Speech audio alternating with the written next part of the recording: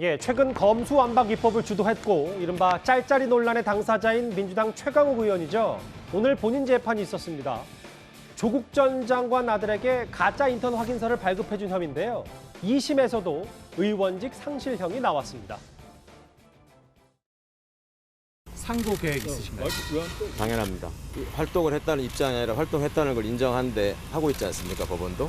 그런데 본인들이 생각하는 인턴이 아니라는 거죠. 인턴 활동에 대해서 사회적인 그 인식이나 기준이 있을 텐데 왜 우리 법원은 별도의 기준을 가지고 그렇게 세밀하게 판단해야 하는 것인지 잘 납득하지 못하고 있습니다.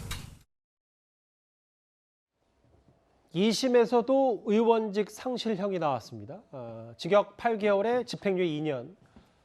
허위로 가짜 인턴 확인서를 발급해준 혐의입니다. 다음 화면을 좀 볼게요.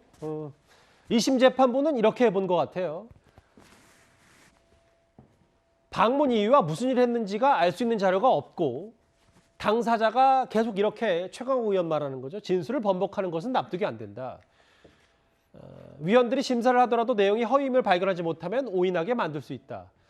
입증 자료가 없고 최강욱 의원이 계속 말을 바꾼다. 2심 재판부 이래서 여전히 의원직 상실형을 유지했는데 근데 장현주 변호사님 이게 1심과 2심의 피고인의 그러니까 항소를 기각했다라고 하면 대법원 판결도 크게 바뀌지 않는다는 분석이 많고 예상이 많은데 어떻게 저희가 판단할 수 있을까요?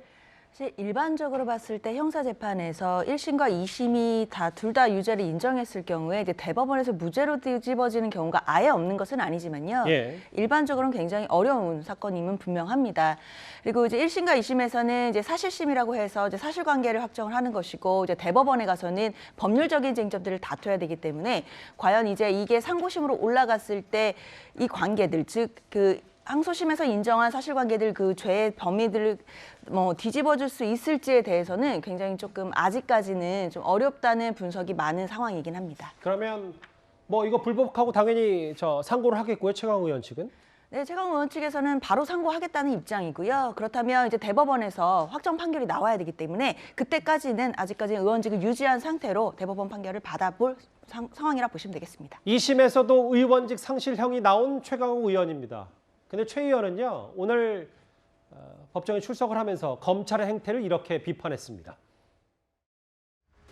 공소권남용이 아니라는 부분에 대해서 어떻게 생각하세요? 제일 유감스러운 부분이죠. 검찰은 내부적으로 지켜야 할 그 적법 절차를 전혀 지키지 않았습니다.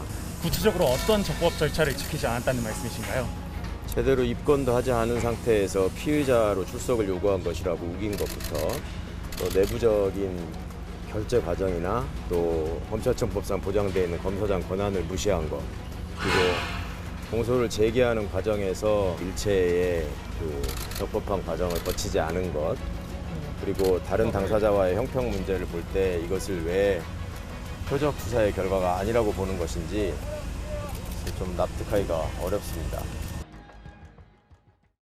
오늘 저렇게 최강욱 의원이 기자들 앞에 서 있는 와중에 뒤에는 이른바 철험의 소속 강경포 의원들을 부르는 김영민, 황운하, 김의겸 이런 의원들도 같이 가서 이 재판을 같이 지켜봤다고 하더라고요. 네.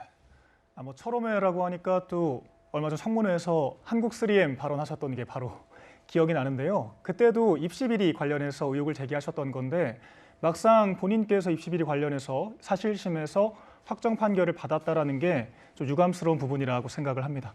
근데 뭐만 하면 어떤 검찰의 잘못으로 돌리시는데요. 판결문 내용 자체가 굉장히 구체적이거든요. 2017년에 조국 전 장관께서 민정수석으로 부임하시고 나서 최광욱 의원께서 2017년 10월경에 관련한 허위 인턴 문서를 작성을 해주셨습니다. 그리고 2018년에 민정수석 산하의 공직기강 비서관으로 들어가셨거든요. 그러니까 어떤 이해충돌 문제나 범죄 정황이 분명한 상황이기 때문에요. 그리고 재판 결과를 만들어낸 건 검찰이 아니라 재판부라는 사실에서 검찰을 저격하실 게 아니라 표적 수사라고 말씀하실 게 아니라 깔끔하게 결과를 인정하고 사과하고 반성하시는 게 필요하지 않을까 그렇게 생각합니다. 예. 근데 이현종 의원님, 네. 이번에 최강욱 의원 2심 의원직 상실형 하니까 이제 여러 뒤돌아보게 되는 얘기들이 있던데 이 화면이에요. 뒤바뀐 운명. 기억하시겠지만 당시 최강욱 공직기강 비서관을 재판에 넘기는 과정에서 세 차례나 윤석열 당시 검찰총장이 최강욱 기소하라라고 했는데 결재권자였던 서울중앙지검장 이성윤 서울중앙지검장이 결재를 하지 않았거든요. 그런데 지검장 결재 없이 차장 전결로 기소한 인물이 바로 이번에 서울중앙지검장이 된 바로 송경호 당시 3차장이었습니다. 그렇죠. 이게 한 불과 2, 3년 전인가요? 저희도 아마 탑10에서 이 문제를 많이 다뤘었던 것 같은데 예. 어쨌거나 결론적으로 보면 결국 기소가 옳았다는 게 오늘 판결로 일단 증명이 됐지 않겠습니까? 당시에 이제 이성윤 중앙지검장이 세 차례에 걸쳐서 이제 결재를 하지 않으니까 당시에 이제 송경호 3차장에게 윤석열 대통령이 검찰총장이 직접 전결로, 왜냐하면 이게 이제 전결로 총장의 지시가 있을 때 할 수가 있습니다. 전결로 해서 이제 기소를 했고 그것 때문에 사실은 이 최강욱 의원과 윤석열 대통령의 악연이 이제 상당히 골이 깊어진 것이죠. 그런 상황이었고 이제 최강욱 의원이 이제 기소된 이후에 본인이 이제 청와대를 나와서 열린민주당을 만들고 뭐 국회의원이 되는 뭐 그런 과정이 있었습니다. 이제 그러다 결국 1심에서 이제 이렇게 의원직 상실령을 받았고, 왜냐하면 공직선거법은 이제 100만 원 이상만 하더라도 이제 의원직이 상실되지만 이번 일인 혐의 같은 경우는 이제 금고형 이상 되면 의원직이 상실되니까, 그러니까 2심에서 이제 어느 정도 이게 이제 증명이 됐기 때문에 법리심을 하는 아마 대법원에서도 비슷한 결론이 나올 것 같습니다. 예. 결국은 이제 이 전 과정을 보면 한 2, 3년 만에 결국 기소가 옳았다, 법원의 판단도 옳았다, 뭐 이런 것이 결론이 난 게 아닌가 생각이 듭니다. 예. 뒤바뀐 운명까지 최강욱 의원 2심 재판 결과까지 만나봤고요.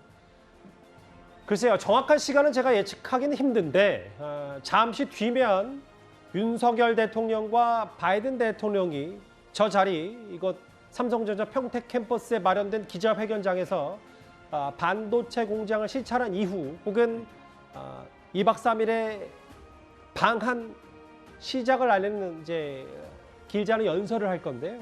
그 부분 현장 상황이 준비되는 대로 지금은 이제 비공개 일정으로 두 사람이 내부를 시찰하고 있기 때문에 두 정상이 준비가 되면 바로 직접 연결을 해보도록 하겠습니다. 이 시각 삼성전자 평택 캠퍼스의 모습이었습니다. 최강욱 의원 얘기는 여기까지고요. 다음 주제는 국회로 한번 가보겠습니다.